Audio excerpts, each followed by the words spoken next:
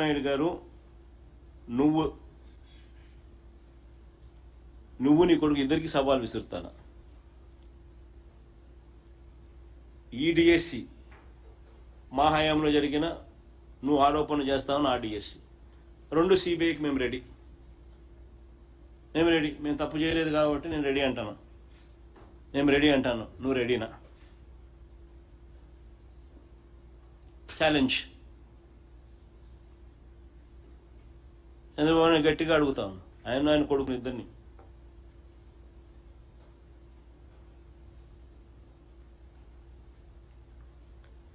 DSC 2025 పైనే కాదు, 2018 group 1 notification మీద కూడా సిబిఐ ఎంక్వైరీకి మేము రెడీ. మేము తప్పు చేయలేదు కాబట్టి తలెత్తుకొని గట్టిగా అడుగుతున్నాం. నువ్వు రెడీనా అని అడుగుతాను. రెడీ అయితే వెంటనే లెటర్ రాసి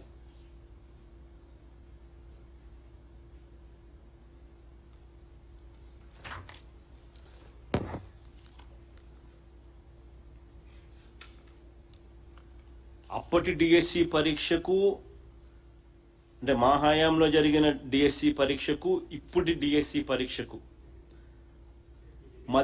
ఇప్పుడు అదేంటే ఏపీపీఎస్సీని డిఎస్సిని చూడండి. ఏపీపీఎస్సి అప్పుడు ఏపీపీఎస్సి ఇప్పుడు ఏపీపీఎస్సికి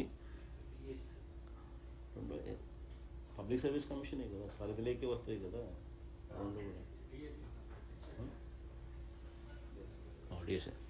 అప్పటి ఏపీపీఎస్సి పరీక్ష ఇప్పటి డిఎస్సి మాదిరిగా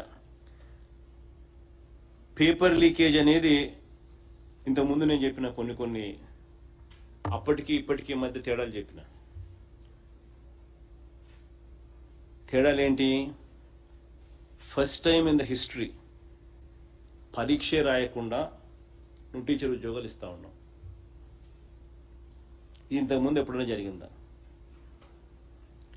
జీవోలు ఇచ్చింది సాక్షాత్తు ఎడ్యుకేషన్ మంత్రి అనే వ్యక్తి సంతకాలు లేకోకుండా, ఎడ్యుకేషన్ మంత్రి కాంకరెన్స్ లేకుండా జీవోలు ఇవ్వగలుగుతారా? అంటే డైరెక్ట్గా జీవోలు నువ్వే ఇచ్చి వ్యవస్థను ఫెసిలిటేట్ చేసి 372 మందికి ఉద్యోగాలు ఇచ్చిన తర్వాత మళ్ళీ జీవోలను రద్దు చేసినాం. గేట్లు ఎత్తినాం, 372 మంది నింపినాం, మళ్ళీ గేట్లు మూసేసినాం. ఇది డైరెక్ట్గా చంద్రబాబు నాయుడు గారి కొడుకే ఎడ్యుకేషన్ మినిస్టర్. మరి ఇది బిగ్గెస్ట్ ఫ్లా. చరిత్రలో ఇంతవరకు ఎప్పుడూ కూడా